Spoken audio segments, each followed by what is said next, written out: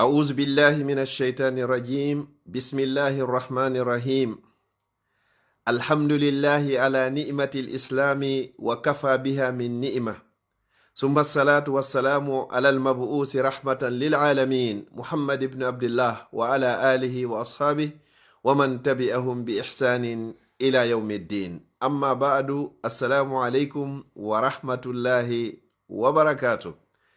musidɓe julɓe tedduɓe teddirɓe diina l'islam ɓawon yettude allah o bajjo seniɗo wawɗo mo ronkata biyeteɗo allah mo mara nando mo mara ɗinmo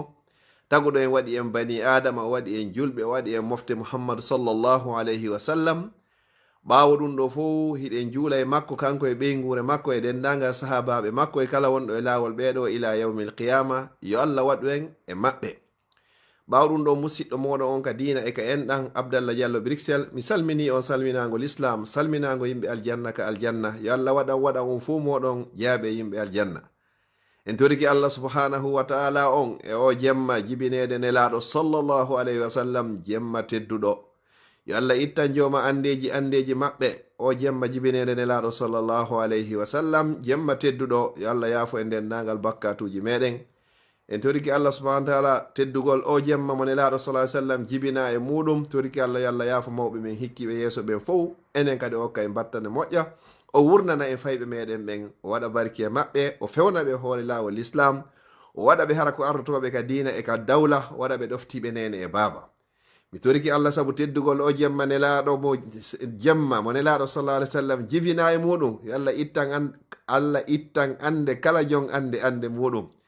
yo allah wurno e ɗan gurna fodde hiɗan moƴƴani e ñande tawata ko o lakara en towiki allah o bajjo seniɗo o ɗom ronkata yo allah ƴettidu pittali meɗen nde ñande haray toɓɓe jowi ɗe juutata toɓɓere aranere nden ɓe inni ko honde tuma sonnajo andata moodi makko hino yiɗimo ɗi toɓɓere ɗiɗaɓere nden ko honde tuma gorko andata ɓeygu makko no yiɗimo tati on ko honno goɗɗo wawata andirde siɓɓe muɗum nayi on ko honno goɗɗo wawata andirde giɗo muɗum jowi on ko honno goɗɗo andirta oɗo ko o gomɗinɗo ko ɗe lande ɗo joyi wonɗen e jabade ko ɓuri e raɓɓirude kon landal aranara ngan sonnajo o andi moodi makko no yiɗimo wo ko giɗo makko sanga o nawni ko si sonnajo nawni o andata moodi makko ko kanko woni hombo go'o ɗiɗi gorko andi ɓeygu muɗum wo sanga tuwa tawe tampere hino woodi si o tampi tawi hay hunde ala ko on sayi o andata ɓeygu makko ko hombo tati goɗɗo kadi o andi siɓɓe makko ɓen ko kamɓe woni hombe o sanga ka dondi si hewti ronugol dondigo ko ɗon andata siɗɗo maɓɓe on ki e ki wonayi a andi giɗo mawo wa yu'rafu sadiq wa inda shidda a andi giɗo mawo sanga sattende waɗi si sattende waɗi on sayi a anday oɗo ko giɗo oɗo wona giɗo wo jowi on wa yu'raful mu'minu indal ibtila gomɗinɗo tigi ko andete ko sanga jarrabuye ari si jarrabuye ari satti net ko on say imanuji ɗin ɗi yaltata ɗi feeña ko ɗum si arabujo ngo we wo tu'raful mar'atu inda faqri zawjiha debbo hino ande sanga moodi makko waasi wa yu'rafu rajulu gorko hino andire inda maradi zawjatihi sanga ɓeygu makko kañum kadi nawni wa yu'rafu l-ukhuwa siɗɗo yagal hino ande indal mirasi ko ɗum woni sanga dondi sanga ronugol wa yu'rafu sadiqu inda shidda giɗo kadi ko andete ko sanga sattende eri wa yu'rafu l-mu'minu indal ibtila saga jarrabuyeji ɗi ngari si bani adama o jarribama o yeddari o tabiti e hoore muɗum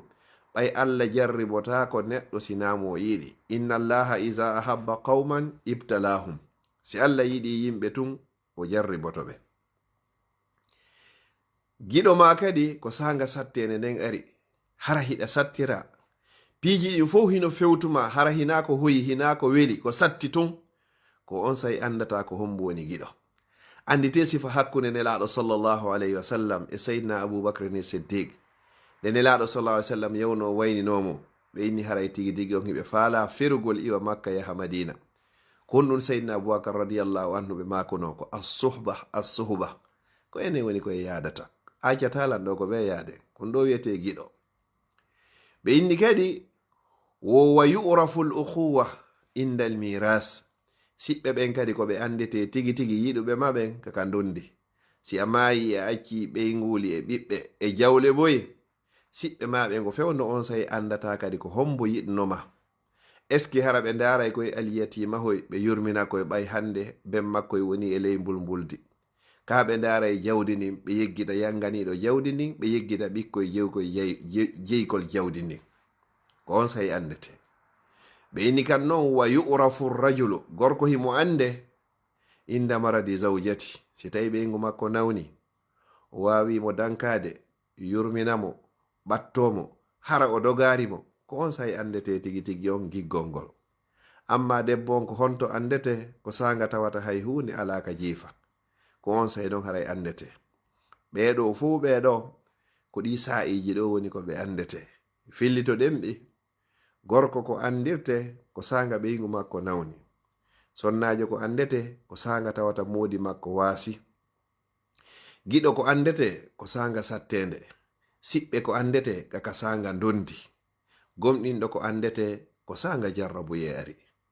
mi toriki Allah ɓayɗiɗo pellete haray ko arayɗi yo Allah tabintin en e majji e hoore ko moƴƴi kon sanga ɗi arani en e sanga ɗi arani kala jullo.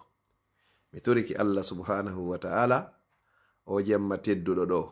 nyande 12 paran aranuru nyalande nde ɓurnaɗo tagefo on jibina. mi toriki Allah yo Allah ɗowoy en ka ley ɗowdi arshi makko. yo Allah yarnoy en ka nyaamu makko. kanko nelaɗo sallallahu alaihi wasallam e ka wendu makko tawata mo yari ɗon o ɗon atake poome. wassalamu alaikum wa rahmatullahi wa barakatuh.